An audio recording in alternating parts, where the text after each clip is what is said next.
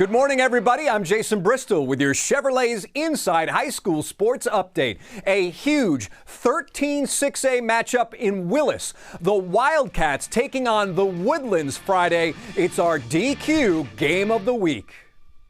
The Woodlands used to own this district, but Willis has won 13-6A the past 2 seasons. This showdown doesn't disappoint. Tied at 14 in the second, Jack Dalton finds a friend. Eli Lancaster, 38 yards. The Woodlands in front, 21-14. Just before the half, Willis counters. Germaine Bishop Jr. takes the toss, hits a leaping Javion Martin. We are tied at 21 at the half. Late fourth quarter and up by 5. Bishop putting the game on ice, taking the direct snap, takes it home from 33 yards out. Willis wins it 42-30. We'll have more on the DQ Game of the Week on Chevy's Inside High School Sports tonight at 11. And remember Travis Hunter last year mastering both sides of the ball at Colorado on his way to a Heisman Trophy? It appears to have opened the door now for other athletes to follow in his footsteps. However, our Chevy Spotlight discovering that at Willis, Germaine Bishop isn't following anybody. He's blazing his own trail.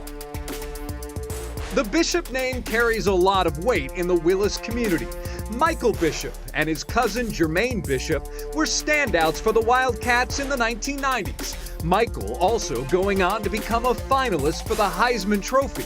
Michael was the quarterback and I was the running back, and as we came through, we just came to be like a duo. Now, nearly 3 decades later, another Bishop is ready to carry on the family name. Started when I was 3. My dad kind of threw me in the fire at a young age, so I really didn't have much of a choice. Definitely around 6, when I could definitely understand the game and I knew what was going on. That's when I knew that this is going to be the rest of my life. I was kind of brought behind the curtain when I took this job. So I took this job in 22, and Germaine was still in 8th grade. And so I came over, met the kids, laid out our plan like day one, and then everyone said, hey, you got to get over to Brabham and you got to see this Bishop kid. And I'm like, look, we got a couple years before start. We're talking about 8th graders, right? He's like, no, you need to go see this Bishop kid.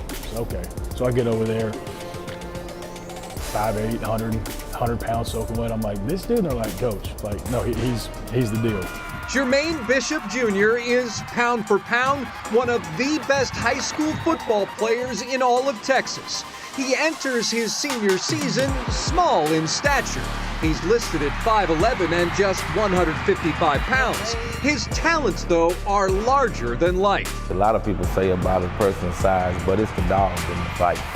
When you have the heart and you have the passion, you can do whatever you want to do. They see him on tape. They see he's underweight. They see all the little bitty things that you can find a reason to not recruit a kid, right? But for him, you put on tape and hit play, none of that matters.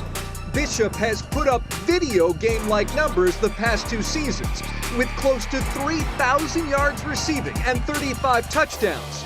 But that only scratches the surface. He might be better on the defensive side of the ball, with 13 interceptions as a lockdown corner proof.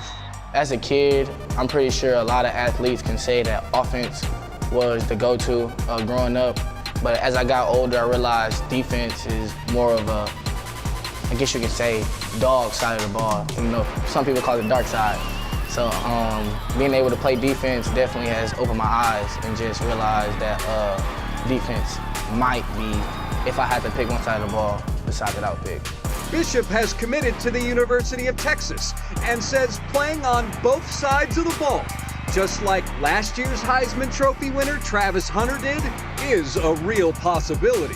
It's truly a blessing to be just in the same conversation as Travis. It's just a great opportunity for me because now it opens the world eyes that this is possible at the collegiate level. So I just take that all in as positive and just roll with it. I don't think he'll be successful playing both sides of the ball. Me, as a person who's seen him and grown with him for 4 years now, I know he'll be successful.